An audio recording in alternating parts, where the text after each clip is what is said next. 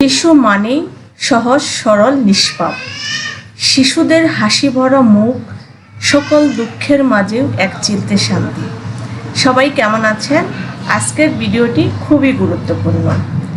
আসলে শিশুদের ক্ষেত্রে আমাদের আলাদা যত্ন, আলাদা গুরুত্বের প্রয়োজন রয়েছে, যা অনেক সময় আমরা বুঝে উঠতে পারি না। শিশুরাই কিন্তু আগামীর ভবিষ্যৎ। তরুণ এবং বৃদ্ধ সকলের জন্যই অনুপ্রেরণার উৎস শিশুরা। শিশুদের কাছ থেকে আমাদের অনেক শেখার আছে।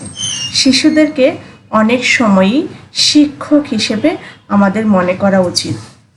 আমরা মনে করি শিশুরা আবার কি জানবে কিংবা শিশুরা কি বুঝে, এটি ভুল চিন্তা।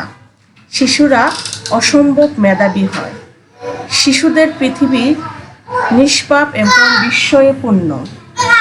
তাদের কথাগুলো হৃদয়গ্রাহী, যা আমাদের প্রতিদিন আমাদের চারপাশের সৌন্দর্যের কথা মনে করিয়ে দেয়।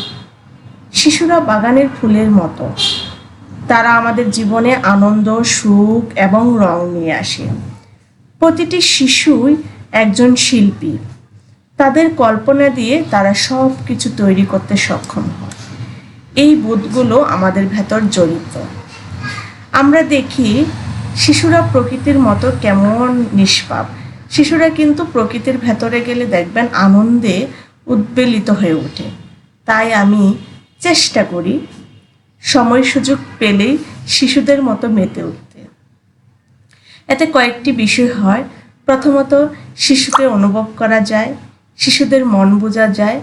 আবার নিজের মনের যে জড়তা, সেগুলো ভুলগুলো ফুল হলে জড়ে যায়।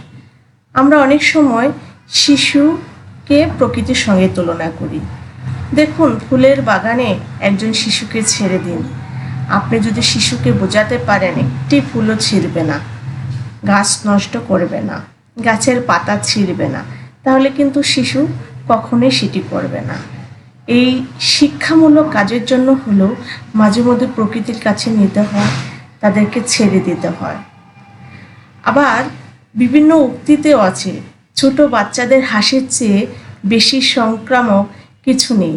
তারা কী নিয়ে হাসছে তা কিন্তু বিবেচ্য নয়। আমি এটি দেখি, আমার সন্তান যখন হাসে আমিও হাসি। এখন কেন, কী কারণে হাসছে, এটির চেয়ে গুরুত্বপূর্ণ হলো তার হাসি কী অদ্ভুত, কী চমৎকার। শিশুদের সঙ্গে কাটানোর সময়গুলো যেন আমাদেরই অনুপ্রেরণার উৎস। তাই মাঝে মধ্যে শিশুকে নিয়ে